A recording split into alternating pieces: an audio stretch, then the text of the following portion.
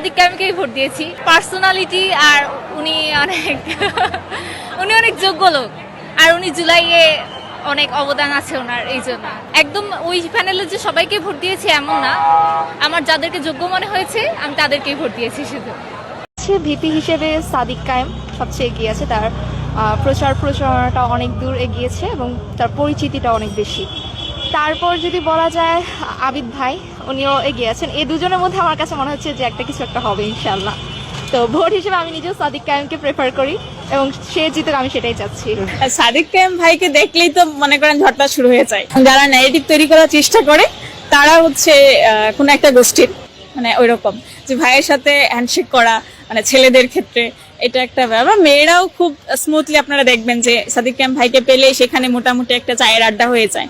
তো সেই জায়গা থেকে আমরা বেশ ভালো সাড়া পাচ্ছি এবং আমার মনে হয় যে সাদিক কায়েম ভাই, ফরহাদ ভাই, মহিউদ্দিন ভাইয়ের যে প্যানেল সেটা ইনশাল্লাহ ভালো সাড়া পাবে। এবং অলরেডি তো সাদিক কায়েম ভাইকে অনেকেই জানেন যে জুলাইয়ের ইমাম বা এই ধরনের মানে ইয়াতে উপাধিতে অভিহিত করে। সাদিক কায়েম ভাইকে সবাই খুব ভালোভাবে নিচ্ছে এবং আমরা আশা করছি যে ভিপি পদে ভাইয়ের আসার সম্ভাবনা অনেক বেশি ইনশাল্লাহ। আমি পার্সোনালি ভিপি হিসাবে দেখতে যাচ্ছি সাদিক কায়েম ভাইকে।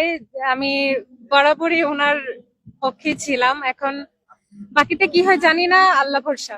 এখন পর্যন্ত মনে হচ্ছে সাদিক কায়েম হবে আমাদের ভিপি। আমরা চাই ভাই আমাদের ক্যাম্পাসের ভিপি নির্বাচিত হোক এবং আমাদের সকলের শিক্ষার্থীদের যে চাওয়া তার মাধ্যমে বাস্তবায়িত হোক।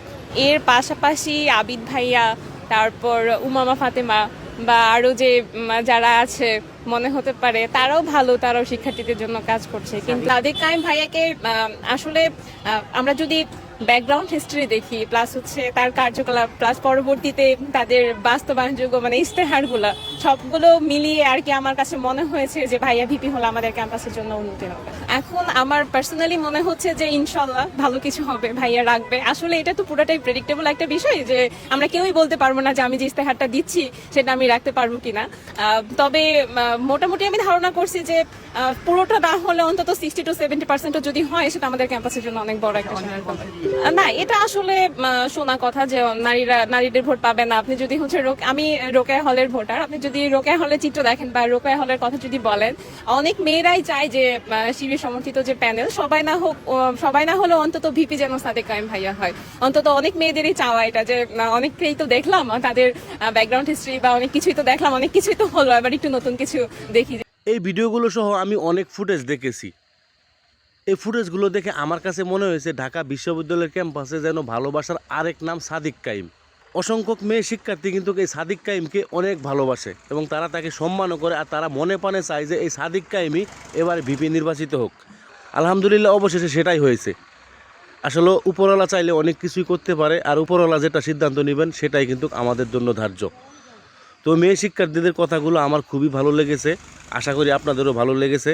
অবশ্যই সাদিক কায়েম যেন ঢাকা বিশ্ববিদ্যালয়ের ক্যাম্পাসে ভালো কিছু বয়ে আনে এবং দেশের জন্য ভালো কিছু উপহার দেয়।